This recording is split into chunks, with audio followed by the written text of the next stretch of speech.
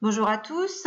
Alors, une toute petite vidéo pour vous expliquer en guise d'introduction donc à notre troisième et dernière partie donc de ce chapitre.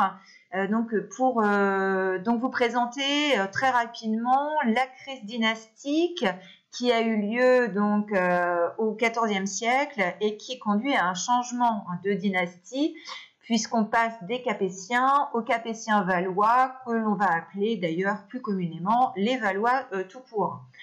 Alors, je vous rappelle que la dynastie capétienne, elle a démarré avec l'élection du Capet, en 987. À chaque génération, le roi a eu la chance d'avoir un héritier mâle direct, c'est-à-dire un fils aîné qui lui a succédé à sa mort.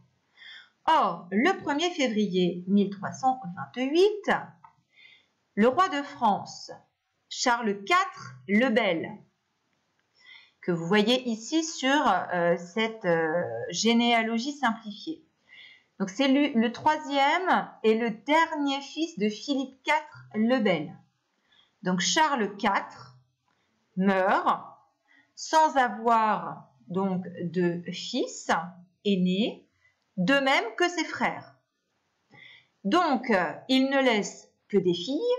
Sa troisième femme, qui s'appelle Jeanne d'Évreux, est enceinte, mais elle donne naissance 2 mois plus tard à une fille. C'est la première fois, depuis l'avènement du Capet, qu'il ne se trouve pas un garçon pour perpétuer la dynastie en ligne directe.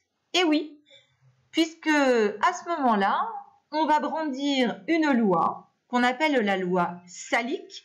Alors, pourquoi est-ce qu'on l'appelle la loi salique?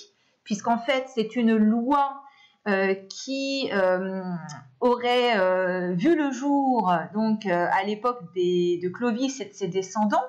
Donc, un recueil de lois qui date en fait du 5e siècle. Et dans ce recueil de lois, il est dit que les femmes sont exclues de la succession donc pour les terres de leur père ou de leur frère. Et donc, il est bien précisé que seuls les hommes peuvent hériter des terres. Donc, selon la coutume des guerriers francs, eh bien, cette prétendue loi salique interdit la transmission de la couronne par les femmes. Alors, que se passe-t-il? Eh bien, il se passe que l'on revient au rite de l'élection. Et donc, il ne reste plus qu'aux grands seigneurs du royaume, qu'on appelle donc les grands avec un G majuscule, eh bien, il ne leur reste plus qu'à désigner le futur roi. Il y a plusieurs prétendants au trône. Donc, Isabelle, elle est exclue puisque c'est une femme. Donc, il y a comme prétendants essentiellement 2 hommes. Le premier homme, c'est Philippe de Valois, que vous voyez ici. Donc, Philippe de Valois est le cousin germain des derniers rois par son père et le neveu, en fait, si vous voulez, du roi mort. Donc, donc Philippe de Valois fait valoir ses droits à la succession donc au trône. Et puis, il y a un autre personnage, c'est, de par sa mère, c'est Édouard III. Et donc, Édouard III, c'est le petit-fils de Philippe le Bel, puisque par sa mère, voilà, il est le neveu du dernier roi, Charles IV. Et il est donc le petit-fils de Philippe IV le Bel, donc qui était son grand-père par sa mère. Et Édouard III, il est également roi d'Angleterre. Alors après, c'est une histoire très compliquée puisque Isabelle avait été mariée au roi d'Angleterre par son père.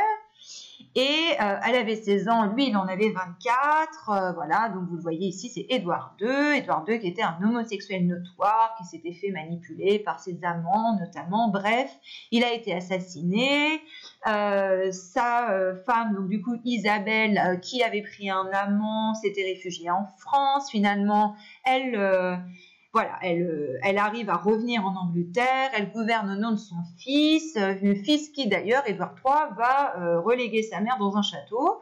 Bref, donc vous le voyez, une histoire un peu compliquée, mais tout ça pour vous dire qu'on a 2 prétendants au trône. Donc parmi les 2 prétendants, eh bien on en a un qui est anglais. Voilà.